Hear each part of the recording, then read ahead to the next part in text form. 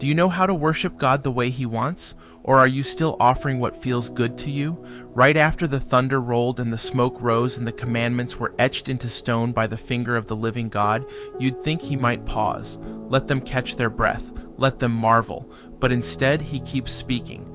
And He doesn't talk about more rules. He doesn't expand on law. He turns the entire conversation toward worship.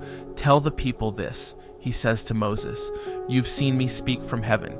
So don't make gods of silver. Don't craft idols of gold. Instead, build me an altar. But not the kind we build in our pride.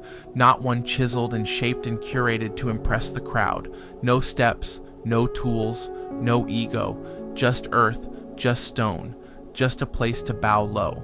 Because real worship doesn't perform. Real worship surrenders. And if that stirs something in you, don't keep scrolling. You have no idea who else might need to hear this.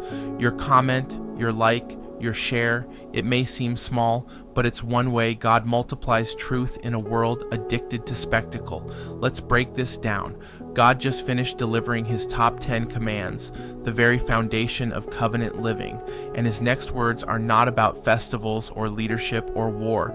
They're about building Him a place to meet with us, and He makes it so clear. He doesn't want our carved images or our religious elevations. He wants humility, He wants presence, He wants the altar, and He wants it low, because when we try to shape the altar, we start shaping the worship, and when we shape the worship, we start shaping the God we think we're meeting.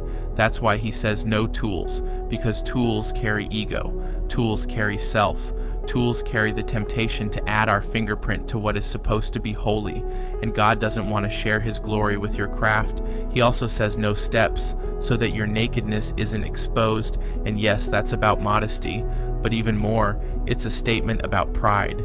When we elevate ourselves in worship, we reveal things God never asked to be seen. We expose the hidden ambition, the spiritual posturing, the performative faith. And God is not interested in worship that makes us look taller. He's looking for worship that makes us fall lower. And here's the wild reversal of the kingdom. He says, "Wherever I cause my name to be honored, I will come to you and bless you." Did you catch that? He comes down. We don't climb up. We don't ascend a staircase of effort. We don't level up into His presence. He meets us at the place He chooses, and He always chooses the altar of humility. So what does that mean today? It means you don't need a stage. You don't need a sound system. You don't need followers, filters, or a flawless devotional routine. You need surrender. Your most powerful moments of worship might not happen in a sanctuary. They might happen on a hospital floor, in a prison cell, at a kitchen table with unpaid bills and tear-stained prayers, on a walk in the woods, in your car with the engine off and your hands trembling on the wheel. That's where He meets us. So let me ask you clearly, are you trying to climb toward God, or are you letting Him descend on the altar you build? Because if you're chasing the climb, you'll always miss the cloud. But if you bow low, if you build your altar from the ground up, if you come not with polish but with presence, not with hype but with honesty, He will meet you there. Worship isn't about height, it's about depth. It's not built with effort, it's built with surrender. So build the altar, build it low, build it now, and watch the fire fall.